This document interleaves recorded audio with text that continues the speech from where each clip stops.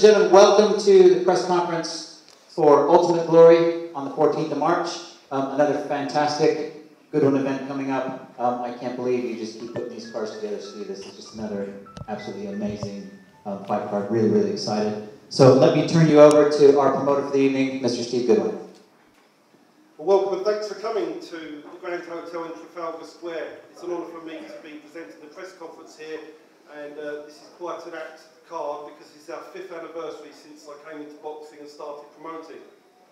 5 years ago, myself and my family walking around the streets of Milton Keynes putting flyers through people's letterboxes, trying to put a boxing show together, knowing nobody from boxing, with 4 fights on in Milton Keynes football stadium. It was very difficult, and in the first 6 months I wondered why we even started to do it. But now when you look back 5 years, I feel honoured that we managed to achieve what we have, and it's absolutely fantastic.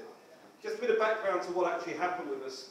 I came to boxing, done the first show, and I was then asked to look after a fighter called Yacine Matching. Now at the time, I wasn't able to have a promoter's licence, so I worked with a friend of mine, James Paisley, and after about 18 months, I got Yacine Matching to 19 in the world. How I managed to do it, God only knows, because I didn't know as much as I know now, but I still managed to do that for him, and unfortunately Yacine suffered an injury and didn't fight again after.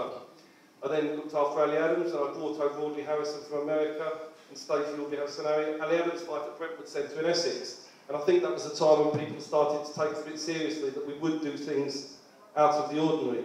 The problem with small hall promoting was and still is that boxers are given a pile of tickets, they're told to turn up on the day, they're told to pay the money in, and that's all the help they get. We try to do more than that, and I thought there was a gap in the market to try and look after these guys properly, build them properly, and try and actually help their careers with people that are going to do it with integrity and honesty, and I'm really proud that we've been able to do that. We've had a big team of people that have helped us do that, too many to mention, and without them we wouldn't be here today.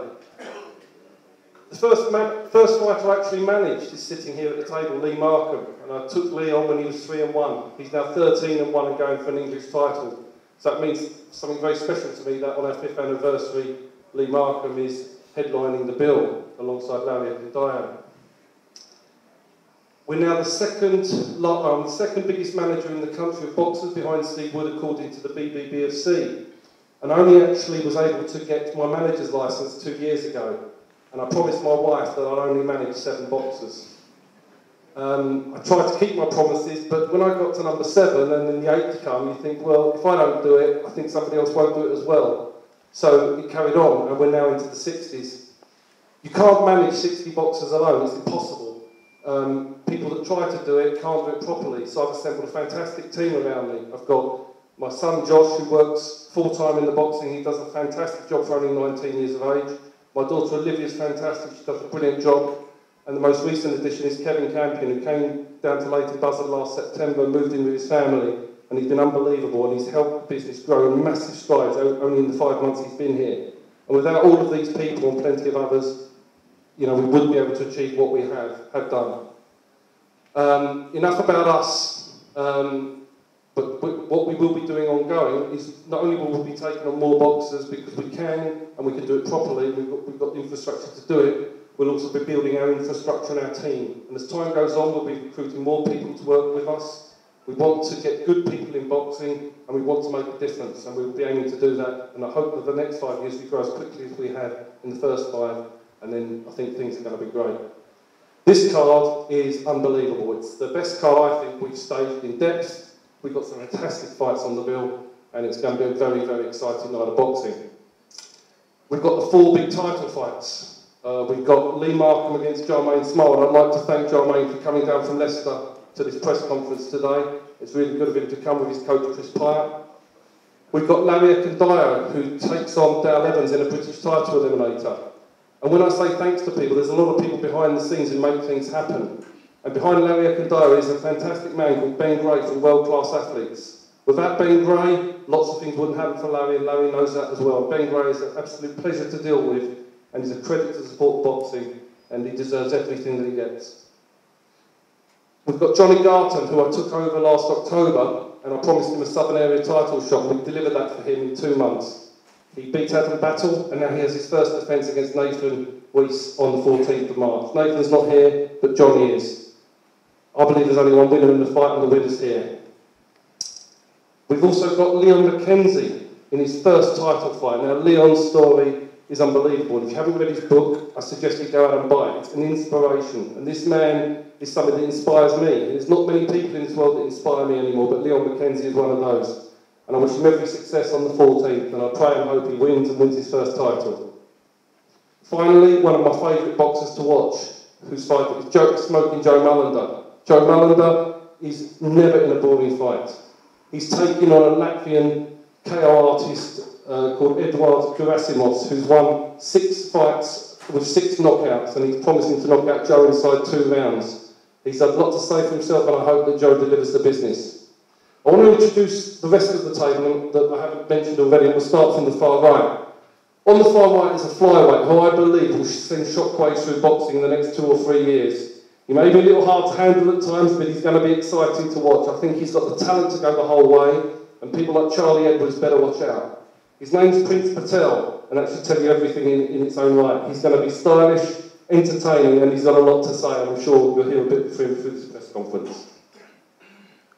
Next to him is a cruiserweight that I think could be an absolute star of the division over the next few years. His name's Jose Lopez. For those that don't know him, you will know him soon. He's 2 from 2. He is exciting in the ring. Don Charles rates him as the next David Hay, and that's no mean feat. And I believe that people such as Isaac Chamberlain and people like that are out there are the pretenders, because when Jose gets them, eventually he will surpass them. It's a big statement, but I believe that's going to happen.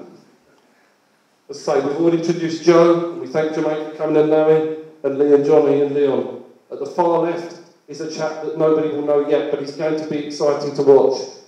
He's trained by a man called John Cole, who has been a very good friend to me since we started in boxing. He has, in boxing, you meet people when you start. Some people, they come and go because they're not the people that, to be honest, you want to associate with. But there are plenty of very good people in boxing, and John Cole nobody knows about, and I hope one day that his talent gets the recognition it deserves, because he's a trainer that can go all the way and train champions, and I believe that he will do that. He's got Diego Burton, who's not fighting on these shows, and he's transformed him. Louis Darling has had 35 unlicensed fights, 35 wins with 31 knockouts. John Cole has taken this raw kid as a project, and the signs, I could not believe Louis today. I've seen him 2 stone lighter than I've ever seen before. And I think Louis will be a really exciting heavyweight, and I'm absolutely delighted to have him on board. I'd like to thank everybody here, and I'd like to pass over now to Brett to do some questions. All right, we're going to start down here on the left, so if you pass the mic down to Prince Patel. Right, guys, I've been through these questions, and as I always say, these are questions that have come in online, via Twitter, via email. They're not my questions, so don't beat me up when we're done. But I'm just going to ask them as they're written. So first we'll go to Prince Patel. What I want to do is I'm going to go all the way down the table, so we'll start here. I'll ask a couple of questions, give the audience a chance to ask questions, and then we'll just move right on through. And then we'll finish up. I've got a couple of questions for you as well, Steve. So, Prince Patel, Luke from the internet says, I know you from the amateurs, and you are always in trouble with the refs. Are you going to have the same problem in the pros? I can see many refs disqualifying you. Well, I don't know who this Luke guy is, but he knows me, so something, right? And, why would refs not like him? I'm just going to go in there, take people out, embarrass them, humiliate them, and decimate them. So why wouldn't people like me? I'll be following the rules, I won't be cheating, I won't be taking no drugs or anything. Or the people might think I'm taking drugs, by the way, I'm beating people up so easy. But it's all going to be drug-free. No rule breaking, beat-downs. Real beat-downs. All right, again, this is not my question. From Kyle, he says, you have one of the worst haircuts I've ever seen. Where do you get your haircut so I can avoid going there? Well, his mum told me to get this haircut, so obviously it's something like that. I go to a Barbers in Acton, which is where I live, and it's called Regents. He obviously does a good job, so a lot of females tell me they do a good job. Very nice. Which ones? Can you name which ones? Which barber? Which females say you have a good haircut? Carl's mother.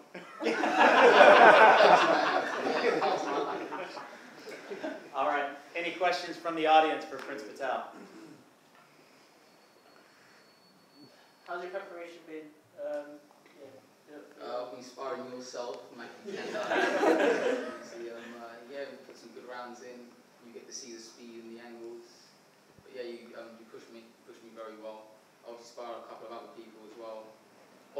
has to be heavier than me because no one around my weight or even 2 weights above me can contain the power. So it has to be bigger guys. And yeah, I go through them. Just yesterday, I'm not going to name where I went, but I had to go through 7 different people, and they were getting a minute in with me. I'll just did a minute each, and then someone else would jump in, someone else would jump in. In some rounds, I refused to have a break. I was just like, yeah, continue. It was just that damn easy, because I am just that damn good.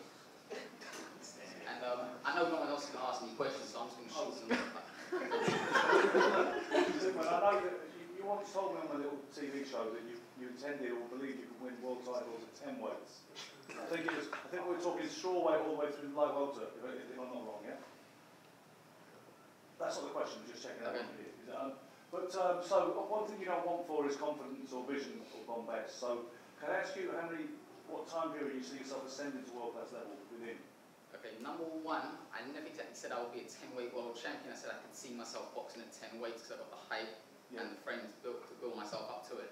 And your question was, how long will it take me to get to like a British, for example? Well, let's talk about world class since, I mean, obviously I'm a little bit above British level, obviously. But obviously, providing I obviously start decimating people, which is what I'm going to do and embarrass people, I'm pretty sure Steve can finance maybe a little WBC or IBA or WBF, no, not WBF, IBF world champion to come over. I could take their belt, bring a world title back to London, and probably be the first Indian to ever win a world champion, ever become a world champion. But just to shoot now, anyways, I know no one else can ask a question. In the amateurs, I was a multiple-time national champion. I was an Indian international. I boxed for GB, I competed for GB at one point. I was the only Indian in the history of the game, and the Prince means the only Indian in the history of the game to represent GB. And I feel like people are just like, not even taking notice of me. I feel like I'm just being shifted to a corner, and I'm a super stud. Like, why am I in the corner of the president? It's ridiculous.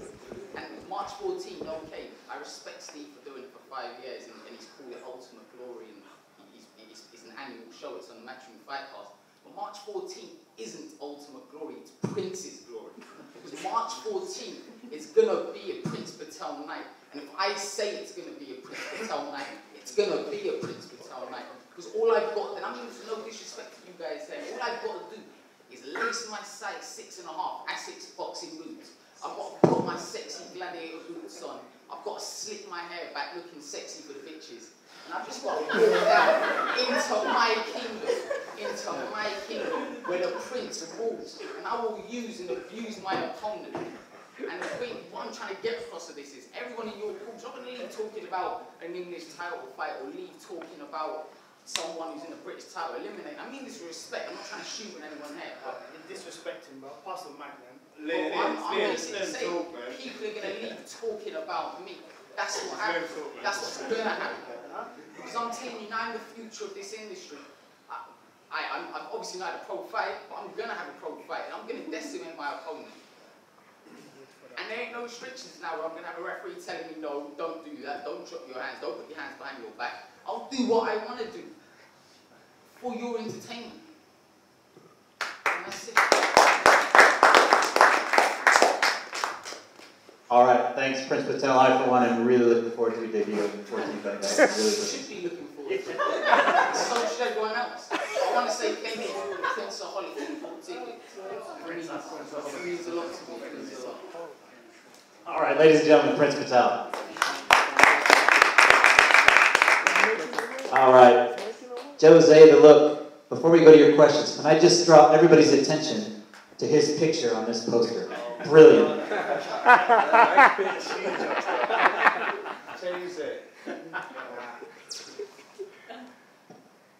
All right. First question, Asif from Luton says, I saw you fight on the Fight Pass last time, and you looked impressive. Are we expecting another explosive performance? Well, you guys will see it. Can't promise anything. You'll see it. I'm saving for you guys. I'll put on the show as always, so you'll see it tonight. All right, and Thomas from Portsmouth. I see Matchroom assigned Isaac Chamberlain, but when I spoke to Steve Goodwin last year, he told me that you're a better cruiserweight than Chamberlain. Is this true? Definitely. A man of few words. Any questions for Jose from the audience? There's a question. No, go ahead, one back. Jose, you are by no doubt very talented. How far do you think you can go? I mean, well, what I hope to achieve is to become a world champion one day. And it's all down to God, man. I'll put the hard work and God willing, I'll make it come true. Other question for Jose? Let's hear it for Jose Lopez. All right, on to Joe Melender. I've got microphone issues. Alexander's from Latvia says, you fought my friend Russian's last fight. He put you down and he lost the fight. Not correct. My countrymen will knock you out. Why would you fight another Latvian warrior? To be honest, I'll fight whoever don't really matter to me. Steve, when we train at Jamie, tell me who to fight. I'll fight. It's as simple as that. Hopefully, he will come and knock me out, because I ain't got to go looking for him either. So, I'll meet him in the middle of the ring. That's what it is, isn't it? All right, and Steve from Essex says, I'm a big fan of your style. How far do you think you can go in this game? I'd like to think I can go a long way. I'm not going to sit here and say I'm going to be a world champion, because everyone wants to be a world champion, but I will fight the way I fight. I'm not going to try and be someone I'm not. Wherever it takes me, I'll go. Simple as that. Any questions from the audience for Joe? All right, let's hear it for Joe Melender.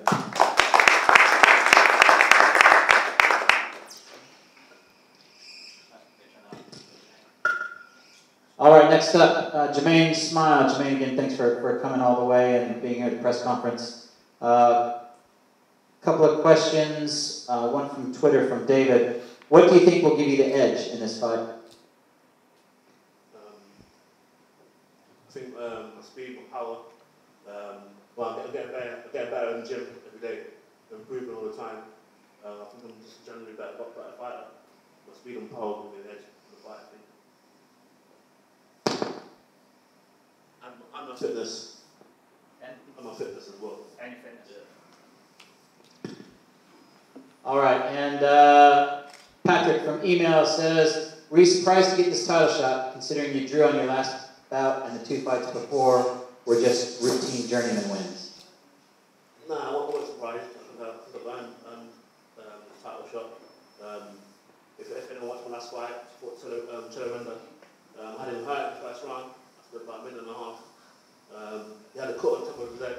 He was complaining to the referee about that. So it was obvious they didn't want to carry on. I mean, so in my heart, I take that as a win.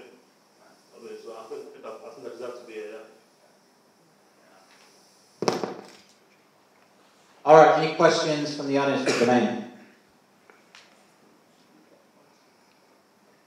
Why is Jemaine sitting behind everybody? What is his schedule? There's no space. No, I told you his schedule already. He's scared of him. He's scared of him. All right, any other questions from the audience?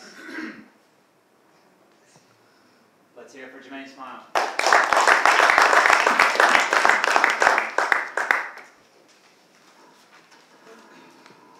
All right, moving on to Larry Acandeo. All right, Neil from email says, I saw you in Prize Fighter a couple of years ago. Why have you not yet challenged for a title? The reason being is well, I had a problem outside the ring because my daughter had a cancer. So I think that's the biggest challenge that I could face. So that's the reason why I haven't changed. Today we had a report from the doctor that everything is getting better now. So.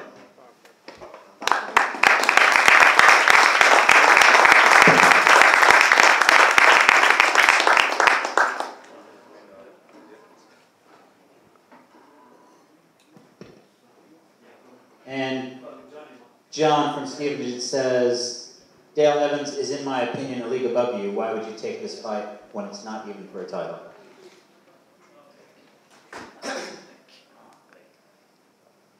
People always talk. You know, everyone have their own fan. I don't know what he's talking about, but you know, we're both fighting for something. You know, you don't have to be a title. You call yourself a fighter, fight anyway. So there's no point talking. You know, it's a fight. That's why it's called boxing. So I'll take any fight.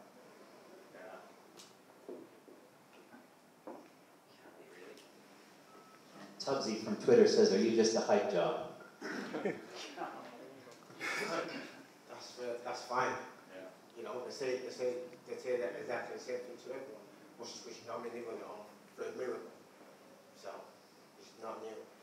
As I said, everybody's got their own opinion. People have their own what do you call it? Fans. So yeah, people don't always talk. So.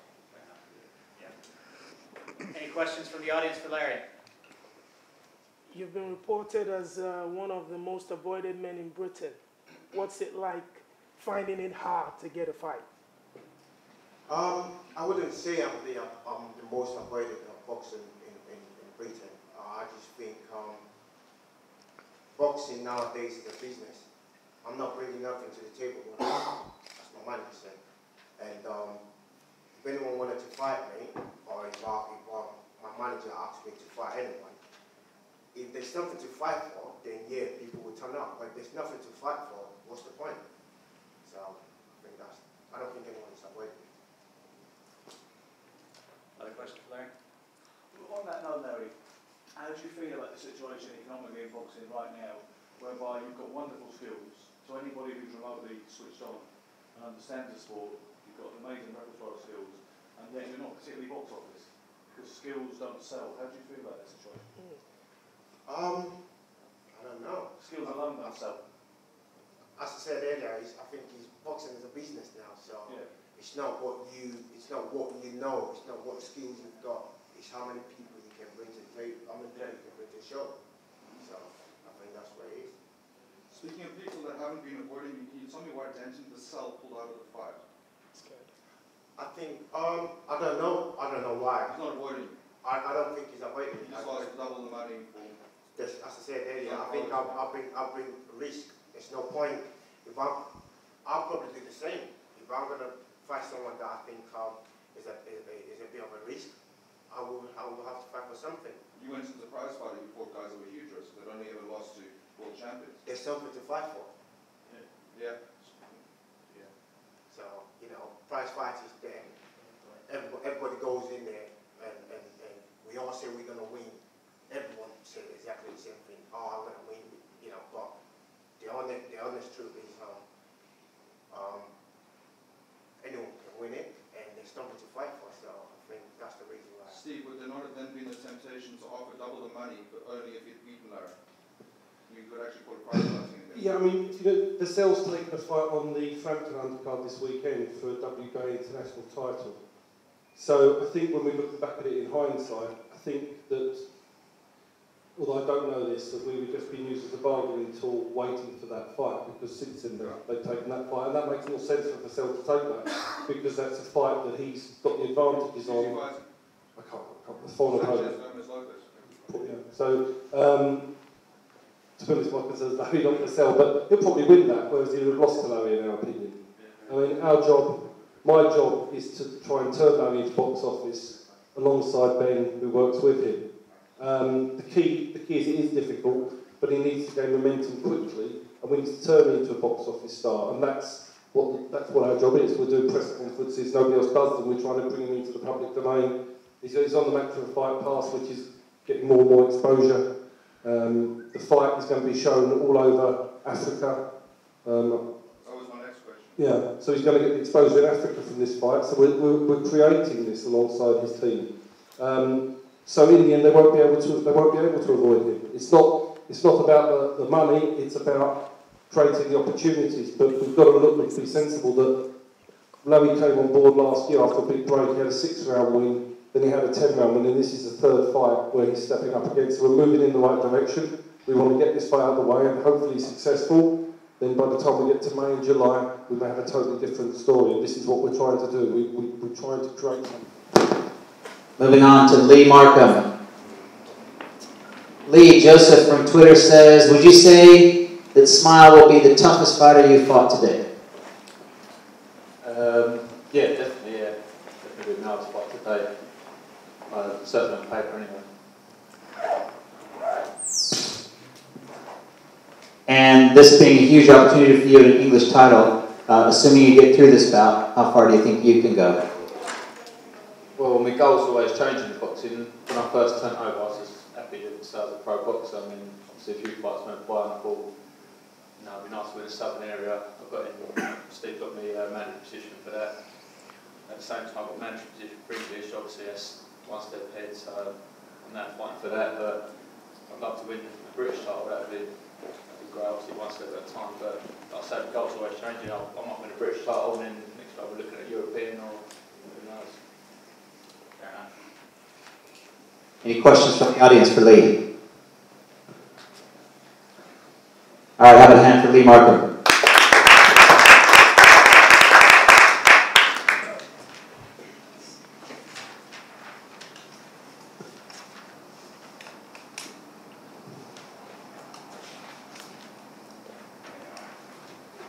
All right, on to Johnny Gardner. Your last fight was amazing, by the way. I really, really enjoyed that fight. Thank you. All right, Danny from Portsmouth says, you stopped Adam Battle by a clear headbutt, which was deliberate, and robbed Adam Battle as he was clearly ahead. Are you going to give him a rematch he deserves so he can knock you out? It was an accidental headbutt, and accidents happen in boxing. I ain't going to let no one off the hook, so I got him out of there. And I do think I'll clearly win it. Obviously, he's a friend of Adam's or something, but I'm happy to fight well.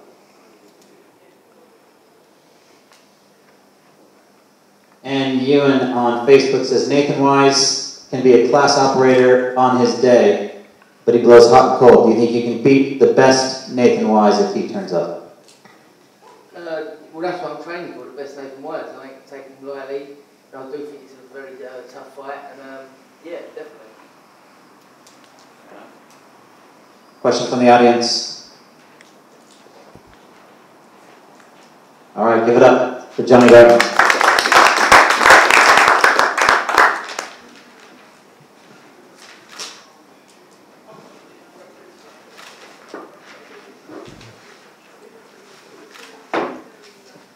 Always the best dressed man in the room, Leon McKenzie. All right, Errol from Brixton says, do you find it annoying that people talk about your football career when asking you about boxing? No, not at all. I was 18 years a professional footballer. Once upon a time, I had some achievements in that career. You know, that's part of my life, something I can't ignore, but something I'm very proud of. But now we're on to career number 2. I think we've had this question for you before. Gary from Lambda says, how do you deal with your depression in the lead up to a fight? Depression, again, is a part of my life. Good days, bad days. I'm not ashamed or scared to speak about it. It's something that I deal with on a day-to-day basis. It makes no difference. It makes no difference to me. With boxing, without, it's always been there. So everyone's individually different. Questions from the audience for Leon. Leon, what part of football do you think you can take from into your new career? There's a few things. I'm a natural athlete anyway, so there's some things that, you know, I've always trained, I've always looked after myself, kept myself in good condition. So that's helped a lot with training. But I'm from a well-schooled boxing family, and that's also helped a lot. So I've been, as much as the contests are not on my CV, I've been in the gym since a baby, and I've observed very well. Any more questions? Yeah, I'd like to eat what Prince is eating, because it's unbelievable. He's giving me so much jokes tonight. Can I ask you, I'm just hand-to-hand box or spar? Who bet? Prince. Yeah. Not very great things, you know. I'm not going to lie. I've heard some really, really positive things. I've not seen him fight yet, but you know, he's supremely confident, and that's a big deal. So yeah, I hope he can produce me. All right, give it up for Leon McKenzie.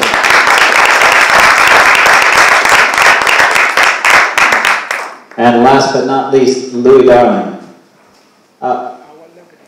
James from Twitter says, have you changed your training setup after turning pro?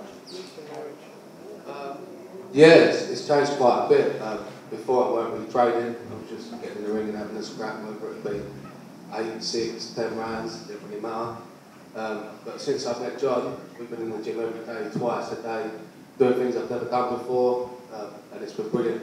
Dropped 2 stone, I mean, now I've done stronger, faster. So yeah, a lot of things have changed, but I'm definitely better for it. And have you found your time in the gym that you're kind of rebuilding then? I mean, you've dropped weight, are you losing bad habits and gaining good habits? How's that? Yeah, obviously every fight's got bad habits that they need to work on. Being with John, we've been working on everything, every aspect of it. So I've improved loads. I've got a better defence than I've ever had before in my life. So yeah, everything's improved. A lot of things have improved after John. And Greg from Kent says, I've seen a couple of your fights on YouTube, and I know you're undefeated on the unlicensed scene, but I don't think you're good enough to turn pro just yet. Do you honestly think that you are good enough to be pro at this point? Well, yeah, obviously, so I would be here, and I don't think I'd be sitting at the table under Steve if no one thought I was good enough. So yeah, 35 fights as an unlicensed fighter is quite a lot. With 30 knockouts, I don't think anyone could knock it. All right, it's not the best level, but it's still a level that a lot of people still want to get to. So to do that, you know, and to win an unlicensed WBU title as well, there's still a lot of people out there that want to do it. And fortunately, I've done it, but now it's on to bigger and better things.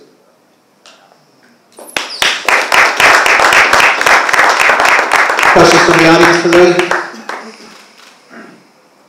All right, one more time, let's hear it for all of our boxers.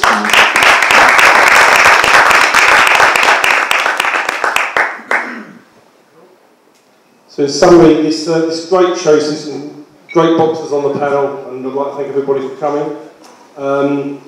The show's going to be shown live on Matchroom Fight Pass, as I said. It's also going to be broadcast live in Africa, and that hopefully give Larry Okundayo the exposure he deserves.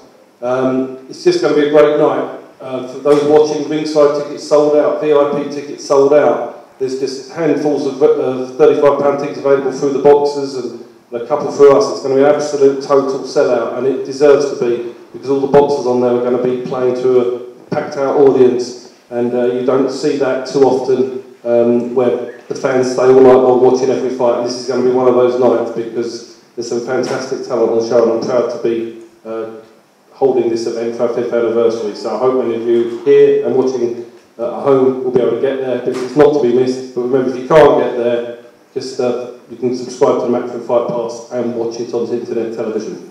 And thanks very much for everybody.